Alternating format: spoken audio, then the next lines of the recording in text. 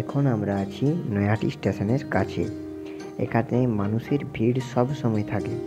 সকালবেলা কাজের মানুষ মানেই অফিস বাড়িতে রাশ আলাদা ভাইব দেয়।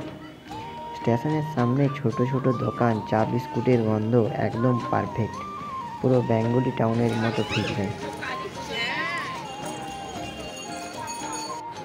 এখন আমরা চলে এসেছি নৈহাটি ঘাট। এখান থেকে নদীর হাওয়া খুবই সুন্দর লাগে। অনেকে এখানে বসে গল্প করে, কেউ আবার মাছ ধরে, আবার কেউ বিকেলে আড্ডাও মারে। নদীর উপরে নৌকোর শব্দ, তার সাথে পাখিদের আওয়াজ খুব সুন্দর লাগে।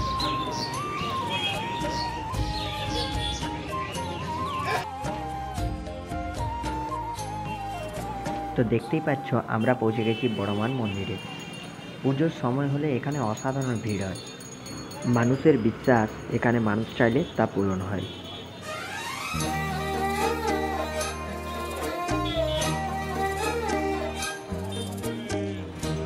মন্দিরের সাজসজ্জা, আলো আর চারপাশের ভক্তদের ভিড় সব মিলিয়ে পরিবেশটা সত্যি খুব শান্ত আর পবিত্র।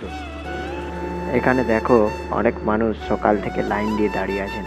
কেউ মানত করতে এসেছেন, কেউ আবার শুধু মাকে দেখতে। সবার মুখেই একটা বিশ্বাস আর একটা শান্তি।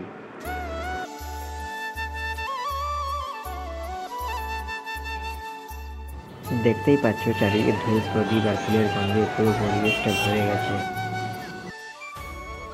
মন্দিরের ভেতরটা আসলে খুব শান্ত। সবাই নীরবে প্রার্থনা করছেন। বড় মাকে দেখে মনটা সত্যি ভরে যায়। এখানে এলে একটা আলাদা শান্তি অনুভব করা যায়। আমি এখন একটু প্রার্থনা করে নিচ্ছি, তোমরা সবাই মন থেকে একটা ইচ্ছা করে নাও।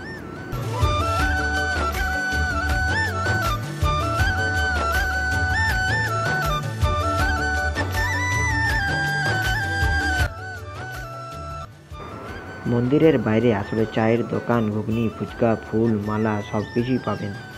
যারা প্রথমবার আসবেন অবশ্যই চেষ্টা করে দেখবেন।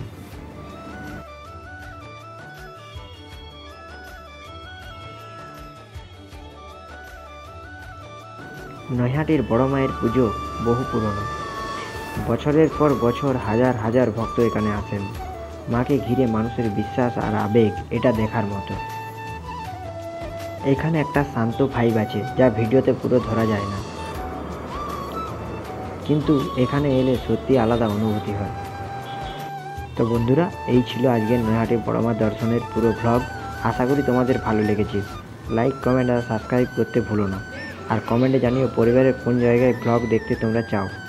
দেখতে হবে খুব তাড়াতাড়ি আর একটা নতুন ভিডিও নিয়ে।